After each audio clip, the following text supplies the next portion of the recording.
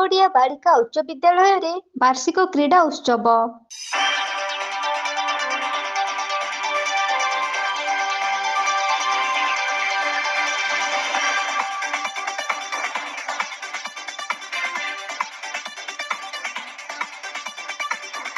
ନିଶାଗଡ଼ିଆ ସରକାରୀ ଉଚ୍ଚ ବିଦ୍ୟାଳୟର ଖେଳ ପଡ଼ିଆରେ ଲାଗିଛି ଗହଳ ଚହଳ। ବିଦ୍ୟାଳୟର ଛାତ୍ରଛାତ୍ରୀମାନେ ଖୁବ୍ ଉତ୍ସାହ ସହକାରେ ଖେଳ ପଡ଼ିଆରେ ରୁଣ୍ଡୀଭୂତ ହୋଇଛନ୍ତି। ସମସ୍ତଙ୍କ ମନରେ ଭରିଯାଇଛି ଉତ୍ସାହ ଓ ଉଦ୍ଦୀପନା। ପାଠ ପଢ଼ିବାର କର୍ତ୍ତବ୍ୟକୁ ସଠିକ୍ ଭାବରେ ତୁଲାଇବା ପାଇଁ ବିଦ୍ୟାଳୟରେ ଏକ ଶିକ୍ଷାର ବନ୍ଦୀଶାଳାରେ ଛାତ୍ରଛାତ୍ରୀ ସମସ୍ତେ ବନ୍ଦୀ ହୋଇ ରହିଥାନ୍ତି। ପାଠ ପଢ଼ିବାରେ କ୍ଷଣିକ ସମୟ ମିଳୁଥିଲେ ମଧ୍ୟ ପାଠରୁ ନିବୃତ୍ତ ହୋଇ ପାରି ନଥାନ୍ତି।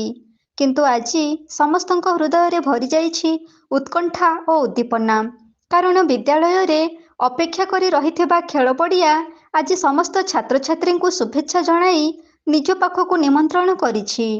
କେନ୍ଦୁଝର ଜିଲ୍ଲା ଚମ୍ପୁଆ ବ୍ଲକ ଅନ୍ତର୍ଗତ ପଡ଼ୁଆ ଗ୍ରାମ ପଞ୍ଚାୟତର ନିଶାଗଡ଼ିଆରେ ଥିବା ସରକାରୀ ବାଳିକା ଉଚ୍ଚ ବିଦ୍ୟାଳୟରେ ଅନୁଷ୍ଠିତ ହୋଇଯାଇଛି ବାର୍ଷିକ କ୍ରୀଡ଼ା ପ୍ରତିଯୋଗିତା ଉତ୍ସବ। ଯାହାଫଳରେ ଖେଳ ପଡ଼ିଆରେ ଦେଖାଦେଇଛି ଛାତ୍ରଛାତ୍ରୀମାନଙ୍କର ଏକ ଭିନ୍ନ ପରିବେଶ।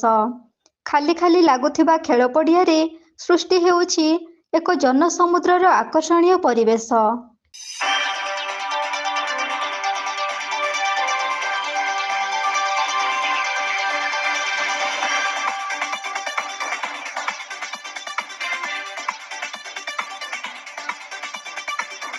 ଛାତ୍ରଛାତ୍ରୀମାନେ ନିଜ ନିଜ ପସନ୍ଦର ଖେଳର କରିସ୍ମା ଦେଖାଇବା ପାଇଁ ବ୍ୟାକୁଳ ହୋଇ ଉଠିଛନ୍ତି। ଛାତ୍ରଛାତ୍ରୀମାନଙ୍କୁ ବିଭିନ୍ନ ଖେଳରେ ଶୃଙ୍ଖଳାର ସହିତ ଖେଳିବା ପାଇଁ ସ୍ୱତନ୍ତ୍ର ବ୍ୟବସ୍ଥା କରିଥିବା ବେଳେ ଖେଳାଳୀମାନଙ୍କୁ 4ଟି ଭାଗରେ ଭାଗ କରିଥିଲେ। ବୈତରଣୀ, ବ୍ରାହ୍ମଣୀ, ଋଷିକୁଲ୍ୟା ଓ ମହାନଦୀ ନାମରେ 4ଟି ଗ୍ରୁପ୍ କରାଯାଇଥିଲା।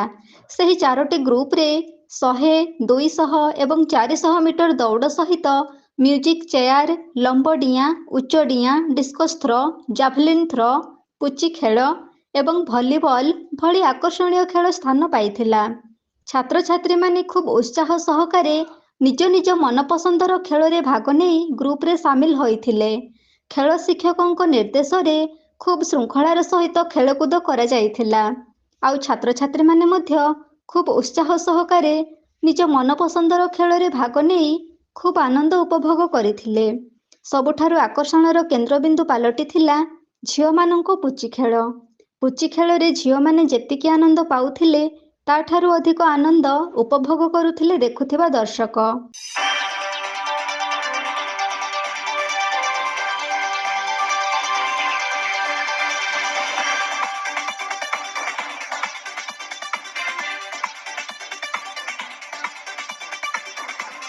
ଖେଳ ଆରମ୍ଭ ପୂର୍ବରୁ ସର୍ବପ୍ରଥମେ ମା ତାରିଣୀଙ୍କୁ ଧୂପଦୀପ ଦେଇ ପୂଜା କରାଯାଇଥିଲା।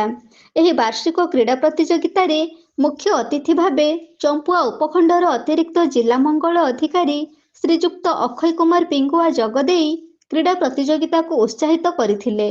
ବିଦ୍ୟାଳୟର ପ୍ରଧାନ ଶିକ୍ଷକ ଶ୍ରୀଯୁକ୍ତ ପୀତାମ୍ବର ମହାକୁଡ଼ଙ୍କ ନିର୍ଦ୍ଦେଶ କ୍ରମେ ବିଦ୍ୟାଳୟର ଖେଳ ଶିକ୍ଷକ ପ୍ରକାଶ କୁମାର ବେଜ ସମସ୍ତ ଖେଳ ପରିଚାଳନା କରିଥିବା ବେଳେ ବିଦ୍ୟାଳୟର ଶିକ୍ଷକ ଶିକ୍ଷୟିତ୍ରୀ ମଧ୍ୟ ଖେଳ ପରିଚାଳନାରେ ସହଯୋଗ କରିଥିଲେ। ବିଦ୍ୟାଳୟର ବରିଷ୍ଠ ଶିକ୍ଷକ ଶ୍ରୀଯୁକ୍ତ ରାମା ନାରାୟଣ ଶର୍ମା ଭାଷ୍ୟକାର ଦାୟିତ୍ୱ ସୁଚାରୁ ରୂପେ ତୁଲାଇଥିଲେ। ଖୁବ୍ ଶାନ୍ତି ଶୃଙ୍ଖଳାର ସହିତ ଏ ବର୍ଷ ନିଶାଗଡ଼ିଆ ସରକାରୀ ବାଳିକା ଉଚ୍ଚ ବିଦ୍ୟାଳୟର ବାର୍ଷିକ କ୍ରୀଡ଼ା ଉତ୍ସବ ଶେଷ ହୋଇଥିଲା। ଖେଳରେ ଭାଗ ନେଇ କୃତିତ୍ୱ ହାସଲ କରିଥିବା ବିଭିନ୍ନ ବିଭାଗର କୃତୀ ଖେଳାଳୀମାନଙ୍କୁ ପୁରସ୍କୃତ କରାଯାଇଥିଲା।